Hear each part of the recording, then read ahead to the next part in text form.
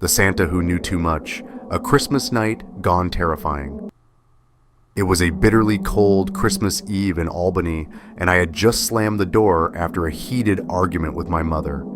The snow outside mirrored my swirling emotions, silent, relentless, and cold. I thought staying home alone would give me peace, but what I got instead was something I wouldn't wish on my worst enemy. The first knock came just after midnight, a loud, deliberate sound that echoed through the house, jolting me out of my thoughts. I glanced at the door, my heart skipping a beat. Through the frosted glass, I saw him, Santa Claus, or at least someone dressed as Santa.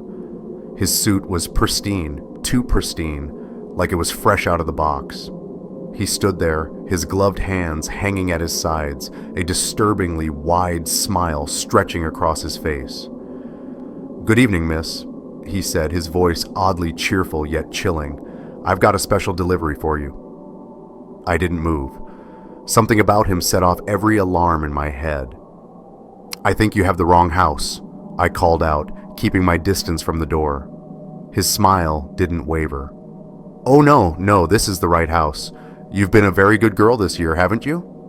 His tone was sickly sweet, like syrup poured over poison. "I'm not interested," I said firmly, hoping he'd get the message and leave. But he didn't. Instead, he knocked again, louder this time. My breath caught as I saw him press his face against the glass, his eyes scanning the dimly lit living room behind me.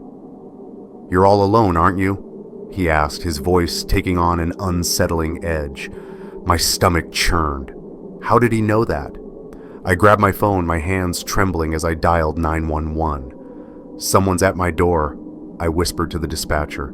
"He won't leave." While I was on the call, the knocking stopped.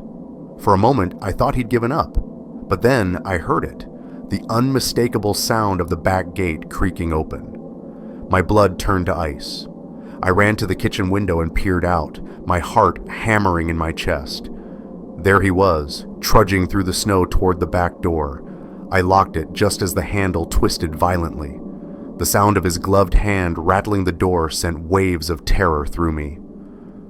"Let me in," he crooned, his voice muffled but menacing. "It's Christmas after all." The dispatcher stayed on the line with me, urging me to stay hidden until help arrived. But it felt like hours before I finally saw the flashing red and blue lights reflecting off the snow outside. By the time the police arrived, the man in the Santa suit was gone, leaving only a trail of footprints